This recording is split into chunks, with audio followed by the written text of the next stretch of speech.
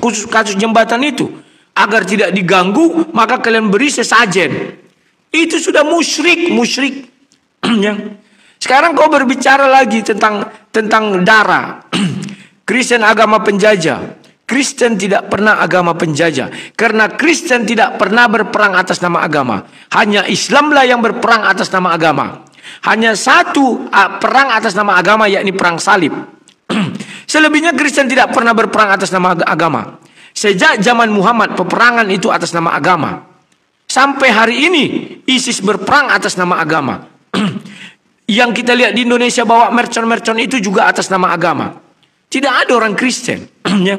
Tetapi Kristen itu kebetulan negaranya itu adalah negara mayoritas Kristen. Akibat politik mereka berperang. Bukan akibat agama. Mana pernah Belanda berperang? Wah, ini perang salib, ini perang agama. Enggak pernah. Ya. Tapi seluruh peperangan yang dilakukan oleh baginda Rasul itu peperangan agama, perang Badar, perang ini, perang atas nama agama. Mana yang berdarah-darah? Yesus tidak pernah mengajarkan berdarah. Membunuh cicak pun Yesus tidak pernah. Sebentar, tidak usah kesurupan. Gantian kita bro. Tadi kau bicara aku diam. Di sini sportif orangnya ya. Kalau lomba kekuatan suara, aku nggak bisa. Karena kita mau mengedukasi loh. Yesus tidak pernah berperang sedikit pun. Telinga orang dipotong Petrus, diambilnya disambungnya. Tapi berapa lama Nabi Muhammad berperang? Berapa orang yang mati? Tahu nggak kau kisah minum kencing onta? Dia pergi minum kencing onta, disuruh berobat. Setelah sehat, orang yang sehat itu membonoi pemilik onta. Setelah itu, saya tidak berbohong, hadisnya ada. Hadisnya ada. Setelah itu apa kata baginda Rasul? Segera tangkap orang itu dan apa? Ngeri kawan. Lihat hukuman yang diberikan. Apa? Congkoel matoe. Atau kalau nggak salah diikat di kuda, ditarik. Baca aja, hadisnya ada. Silakan. Ya, itu yang Bapak sampaikan itu tidak lebih dan tidak bukan melainkan finan semua atas Islam. Bapak tidak tahu sejarahnya. Sejarahnya itu Pak, ketika Rasulullah menyebarkan agama Islam di muka bumi ini, itu para tentara-tentara Romawi, para Kristen-Kristen yang ada di saat itu pada ini Pak, pada tidak terima. Kalau kami Pak, tidak ada ajaran kasih. Di kami itu kalau kami diperangi, maka kami harus memerangi balik demi membela agama. Begitu Pak. Tapi di Kristen, kita lihat benua Amerika Pak, itu dulunya penduduknya Indian, tapi digenosida oleh bangsa Eropa yang beragama Kristen datang ke sana. Banyak kejadiannya Pak. Kita jangan membohongin itu. Jangan. Termasuk Belanda juga datang kemari, terjadilah ada Kristen di Indonesia, itu gara-gara Belanda juga Pak. Kita tidak bisa bohongi itu. Itu fakta sejarah Pak. Abad 16 Kristen masuk ke sini. Kalau kami Islam itu abad ke-7 Pak masuk ke Indonesia. Tapi Kristen datang ke Indonesia abad ke-16. Sudahlah menjajah, bawa agama. Itu Pak. Itu fakta itu Pak. Fakta itu Pak. Oke, saya jelaskan. Apa yang kamu bilang fakta nggak pernah. Tidak pernah orang Amerika berperang atas nama agama. Pahami dulu, berperang atas nama politik ya.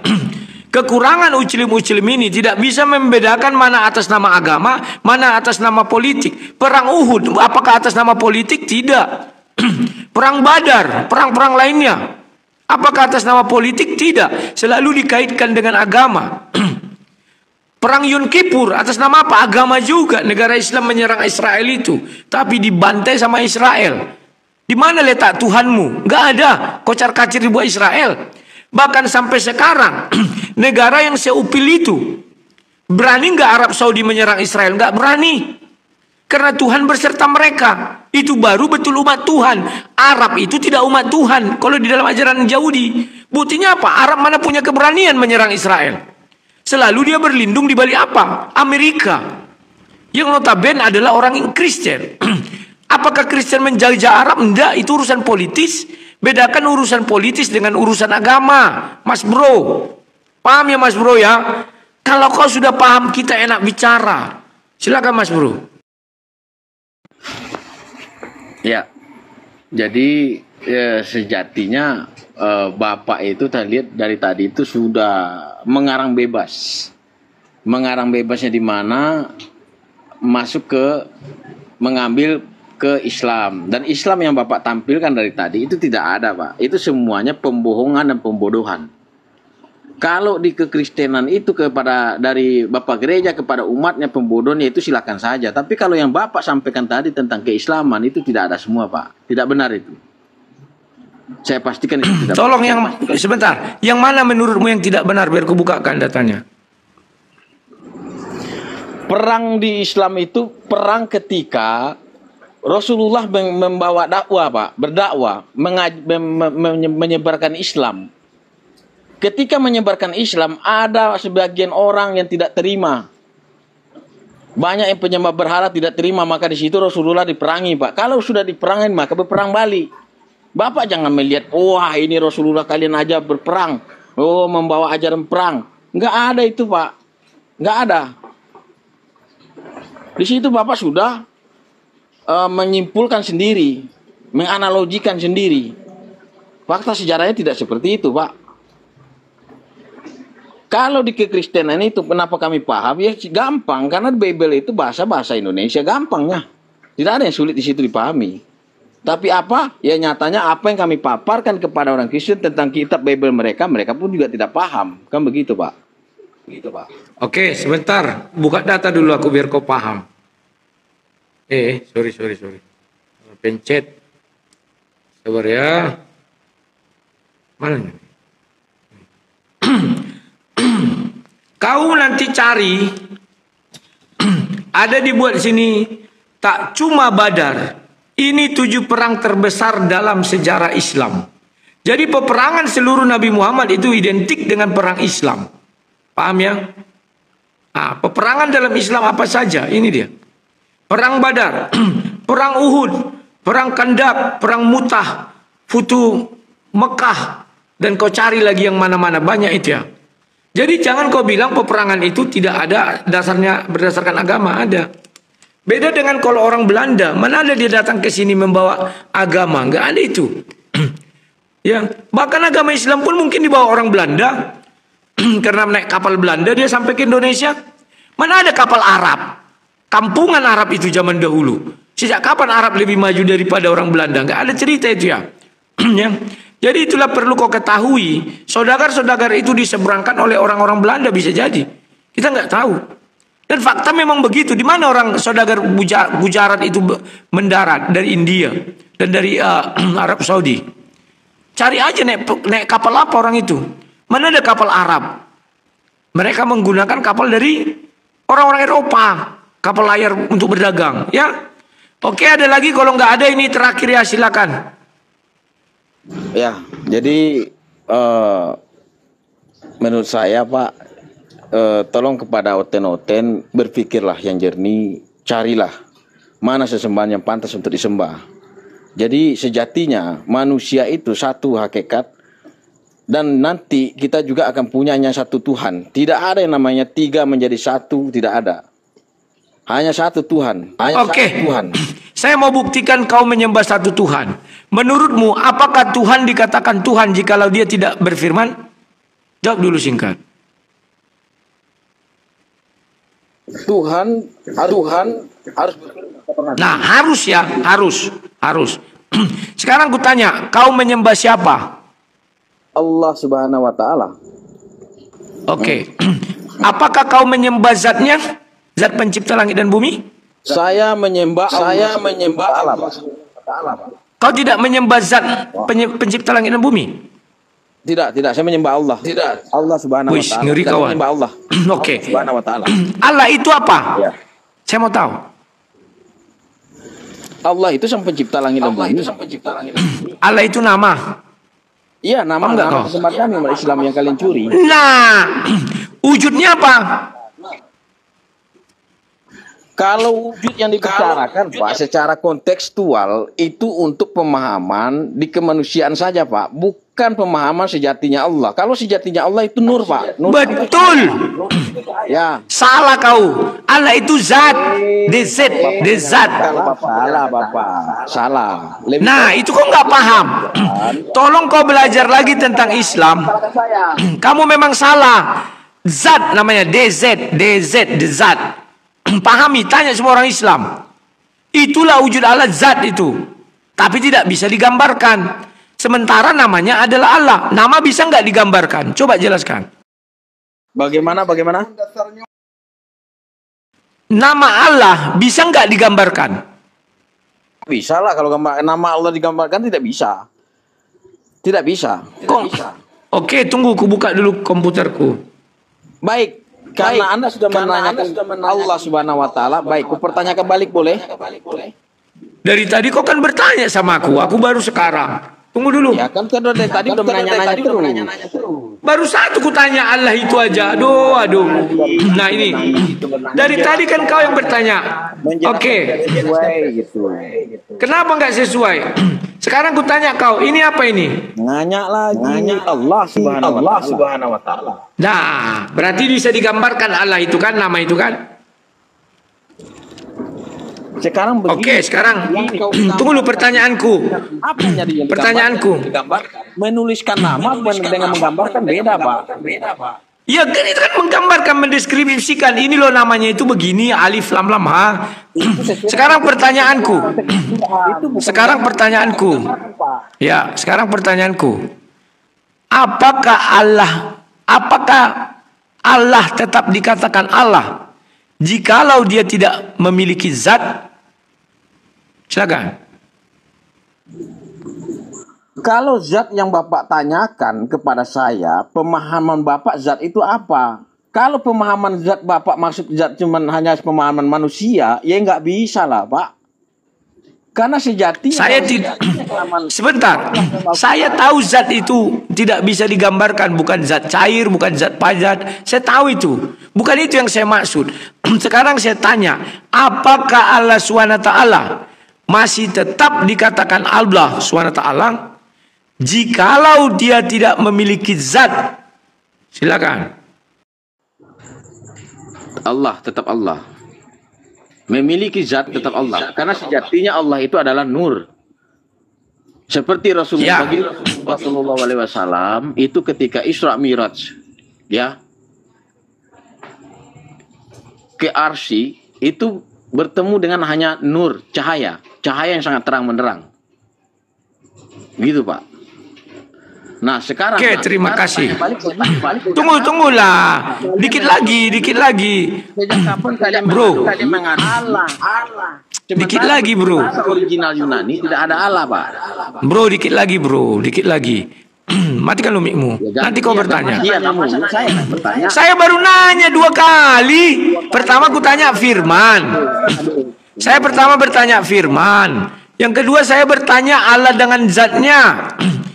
Bro, tadi kau sudah mengakui Allah tidak dikatakan Allah kalau tidak bisa berfirman. Yang kedua kau mengakui Allah tidak dikatakan Allah kalau tidak zat atau nur, kau bilang. Oke. Artinya ketiga ini adalah Tritunggal, bro. Ada 3 hal di dalam Allahmu, yakni nama. Yang kedua wujudnya itu zat. Yang ketiga firman.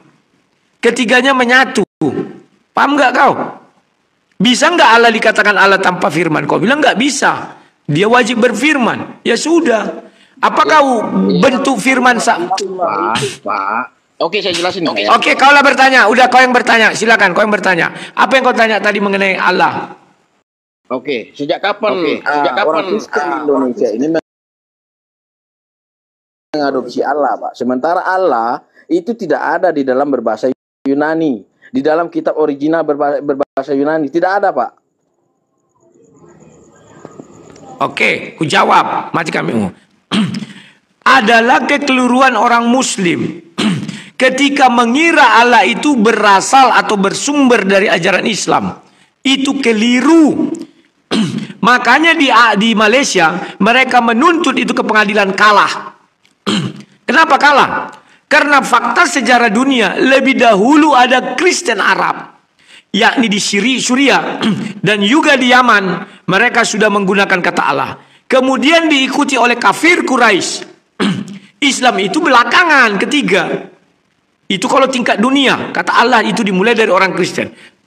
Sebelum Muhammad datang, ada seorang yang bernama Abdul Allah bin Abu Bakar, Ibnu Abu Bakar bin Muhammad, seorang yang mati martir ditemukan cincinnya bertuliskan Allah besertaku. Tahun 532 dia meninggal sebelum Muhammad lahir. Paham ya? Jadi jangan kalian klaim Allah itu berasal dari ajaran Islam. Nehi-nehi ketumbar. Ya. Kemudian, kenapa di Indonesia, Biblos itu kan bahasa Yunani. Kemudian perjanjian lama bahasa Ibrani. Kenapa tiba-tiba di Indonesia ada Allah? Kami mengadopsi Allah yang ada di Arab.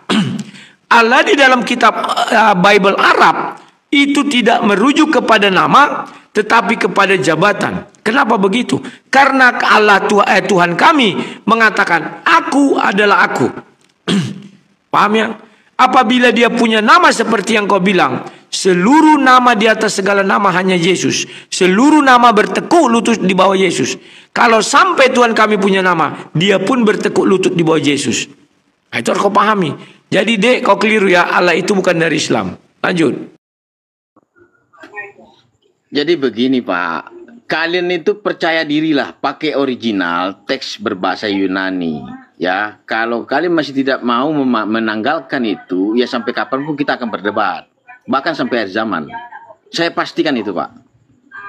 Bukan ini berupa. Karena kami juga sudah cukup lama dari abad ke-16 kalian pakai sampai sekarang masih juga tidak ditanggal-tanggalkan. Dan Allah yang kalian sembah-sembah, bahkan kalian rendahkan, kalian hinakan di Bible kalian. Kalian katakan bertanduk 7, bermata 7.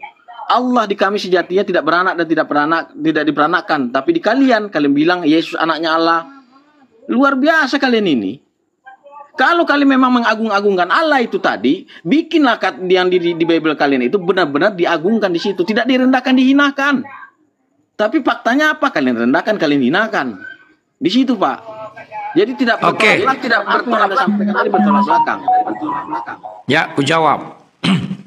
Saya heran melihat kawan-kawan muslim ini. Setiap bicara Tuhan punya anak, seolah-olah Tuhan rendah. Justru Tuhan yang tidak punya anak, justru Tuhan yang tinggi. Kamu keliru dek. Kenapa saya katakan keliru? Kamu baca surah 6101 itu apa dibilang?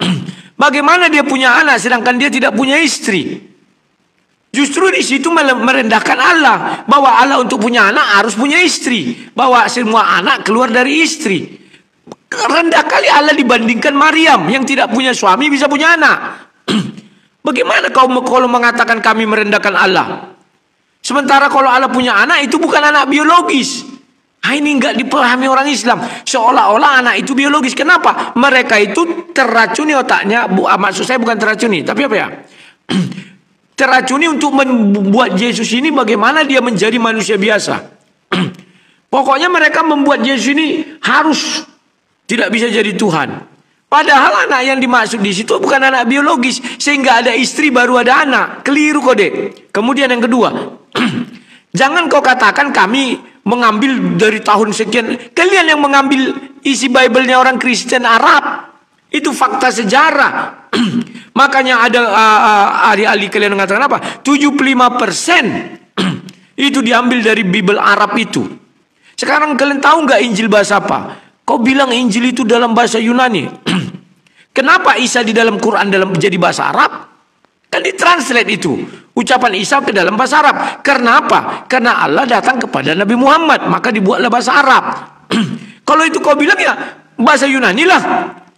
Sama dengan Taurat bahasa Ibrani lah. Ketika Allah berfirman kepada Musa memang bahasa Arab. Kan tidak. Ternyata di Quranmu dia bahasa Arab. Semua itu yang di dalam Quran semua bahasa Arab. Artinya apa? Umat kalian ini adalah betul-betul 100% umat terjemahan. Kalau kami enggak, masih ada 3 kata di dalam Bible yang tidak bisa diterjemahkan sampai hari ini. Yang pertama, El Roy. Itulah Allahnya Hagar, Allahnya Ismail. Makanya sesuai Bible, hebatnya Bible tidak diganti kata El Roy apa? Karena akan datang penyesat yang mengganti nama ini bukan jadi El Roy, tapi nama ilah lain. Mana? Ada nggak sekarang El Roy itu? Nggak ada, tapi mereka mengaku keturunan Ismail. Yang kedua, Laharoy, sumur itu. Orang banyak mengidentikan termasuk Manahem Ali di Kejadian 16 itu. Dia katakan Laharoy itu adalah air Zam-Zam. Dia keliru.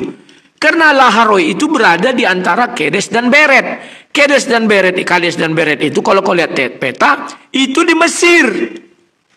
Sementara air Zam-Zam di Arab Saudi dekat Ka'bah.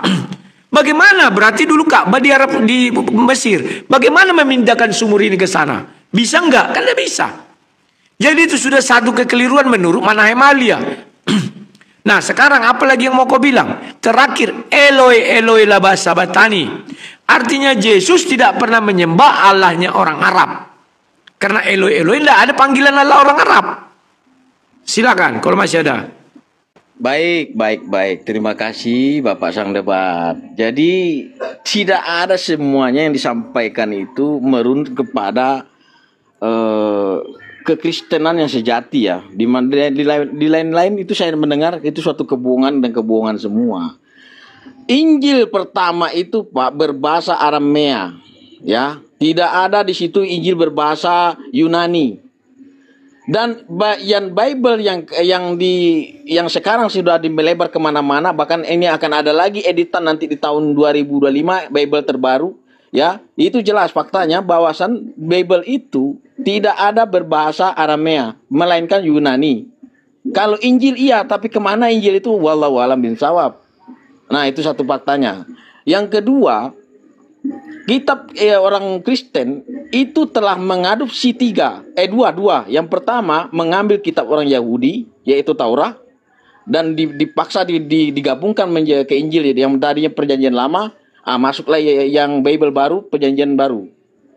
Nah itulah mereka gabungkan jadi satu. Kemudian mereka menyebarkan agama Kristen sampailah ke Indonesia. Setibanya di Indonesia, mereka mengadopsi lagi ke terjemahan Indonesia, mengadopsi itu sesebanyak orang Islam. Sementara kalau Bible kalian itu kebenaran, Bible kalian itu satu hakikat semuanya sama, maka seluruh Bible di dunia itu sama. Tapi nyatanya apa? Tidak ada mereka panggil di Allah. Allah mereka tidak kenal di Bible di luar negeri itu tidak ada. Kalau itu Tuhan Pak, dimanapun orang itu, apapun bahasamu, tetap Tuhannya sama. Panggilan penyebutannya sama, gelarnya juga sama. Tidak ada gelar sesuka-suka masing-masing itu tidak ada Pak. Sama seperti kami.